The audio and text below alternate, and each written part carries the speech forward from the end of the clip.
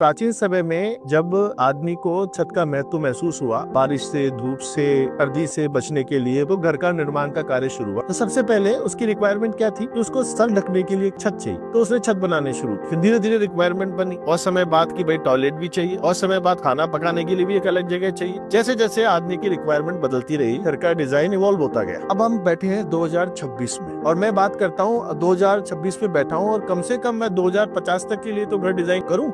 तो ये सोच के घर डिजाइन किया।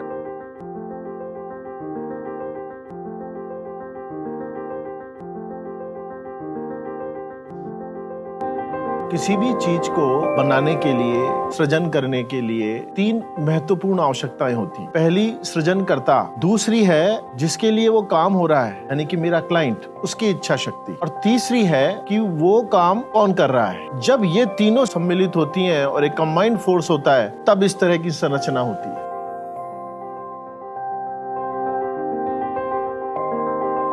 किसी भी काम को शुरू करने के लिए जो अवेलेबल स्पेस है, यदि ये प्लॉट है, तो इस पे बेस्ट लेआउट क्या हो सकता है जो इस घर को एनर्जी दे और इसमें रहने वाले को आनंद दे।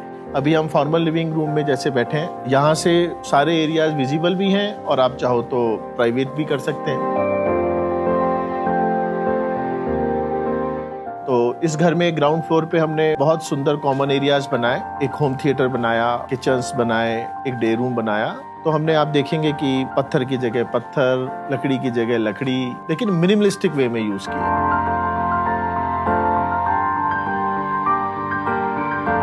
दिशाओं का ध्यान रखा है, कौन सी दिशा में सन ज्यादा आता है तो वहां से लाइट को थोड़ा कम एंटर किया जाए। फर्स्ट फ्लोर पे हमने मास्टर बेडरूम, छोटे बेटे का कमरा, साथ में जिम और एक रीडिंग एरिया कम लिविंग एरिया क्रिएट किया, क्योंकि हमारे पैगंबर जी को कुछ पढ़ने का भी शौक है।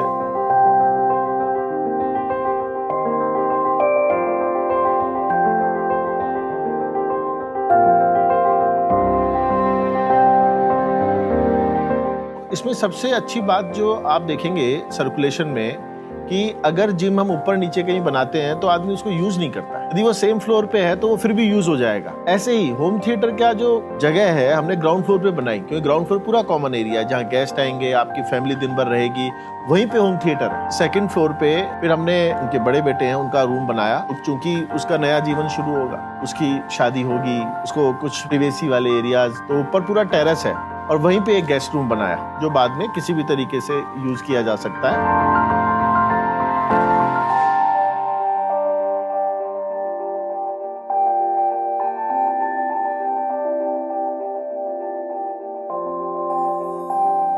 और पूरी तरीके से 100% अपना पूरा घर लगा हुआ है इनके जीवन को आनंद से भरने के लिए।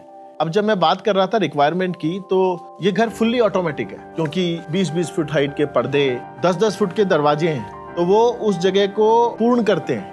बात रही डिजाइन कंसेप्ट की, तो सीती सर ने कभी हमारा सुना ही नहीं है। उनके पीछे एक थॉट था। हर क्वेश्चन में अगर बोला जाए तो उनका डिस्क्रिप्शन जो है या जो क्लैरिफिकेशन है कि ये क्यों लगानी चाहिए। ऐसा ही नहीं कि लाइन मार दी और बनाओ, मैं बोल रहा हूँ। ये लाइन का उनके पास हर एक का आंसर है, एक लॉजिक है।